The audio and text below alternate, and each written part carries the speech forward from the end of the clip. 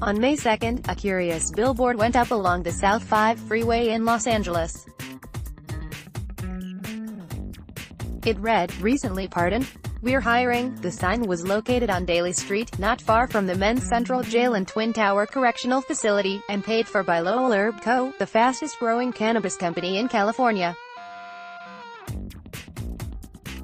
Lowell was hoping to attract recently pardoned, non-violent offenders convicted for cannabis-related crimes, and it worked. Within 24 hours, the company received 100 resumes. In early June, they hired their first paroled employee.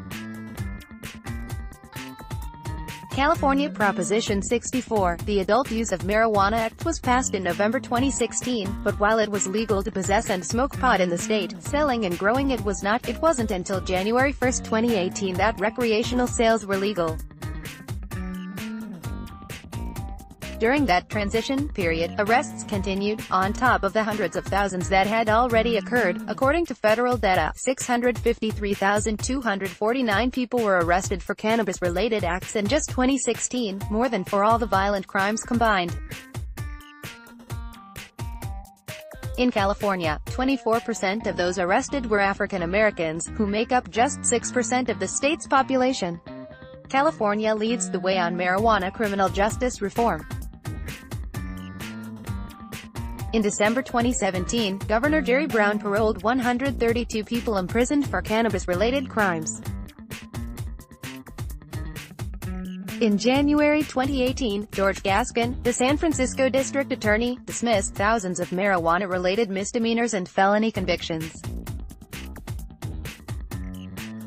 When we read about that, we felt like there were probably a lot of really great people with nonviolent offenses, sometimes first-time cannabis arrests, who were caught up in this, says David Elias, CEO of Lowell Co. We began to wonder how we could play a role. California is the largest cannabis market in the world. It is also very competitive. And yet, since its founding in January 2017, Lowell has become the #1 manufacturer of pre-roll, meaning the joints are rolled for you. The business has grown over 1,000% in revenues in 12 months, says Elias, with the staff increasing from 5 to over 70 people in a year and a half. Time Out LA voted Lowell the most innovative cannabis farm in California. That puts the company in an advantageous position, leaders of the industry. And we felt strongly, says Elias, that we needed to acknowledge the people that were caught up in the turmoil of cannabis arrests, who now have records. The interview process for most jobs includes an application with a box to check if you have been arrested. If you check it, the likelihood of a callback or offer drops 50%. These applicants don't even have the opportunity to explain the situation, like, if they were arrested for having 3 or 4 grams in their purse, says Elias. His company hoped to find those people, but how? There's no job board that says, "Hey, you've been convicted of a misdemeanor, post your resume here," because there are wonderful companies that want to give you a second chance. There was another problem. As fast-growing as the cannabis market is, it's still not mainstream. You can't just advertise on radio or TV, and most print media isn't ready for this, says Elias. So we had to do it all grassroots.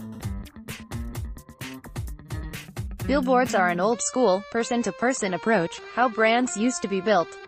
And it wasn't just about announcing a job search, he adds, it was about raising awareness around a problem. The company is just the latest startup for Elias, who has been building and selling businesses for 20 years. As I've gotten older, the thing that matters most to me is seeing people succeed, and mentoring people, he says. In my experience, it's often the applicants who are really talented but struggling to find a second chance, or the right opportunity, who outperform the candidate with no experience of conflict or hardship. So far, there have been no negative reactions to the billboard.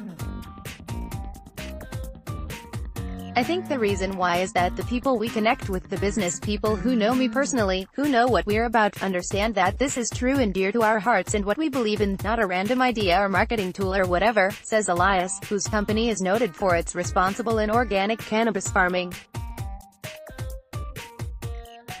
It's the core ethos of our business. He's also pretty sure Lowell is the first company to try this unconventional form of hiring, but he suspects that will change.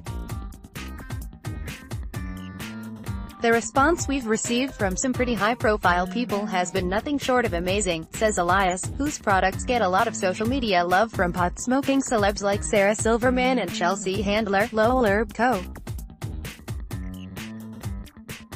has also been featured on Jimmy Kimmel Live. As soon they see it, they almost instantly support it. One of those people is the rap artist Snoop Dogg, who, in addition to being a noted lover of weed, is dedicated to supporting social equity. An initiative that no one knows about is meaningless, says Elias. In addition to the billboard, we are also collaborating with Snoop's digital platform, Mary Jane, which raises awareness of injustices related to cannabis crimes. Elias sees great similarities with the early 20th century prohibition of alcohol in America, an equally misguided experiment in social control that led to prejudiced policing and incarceration. In 10 or 20 years, he predicts, we'll look back on marijuana prohibition with the same shocking reaction.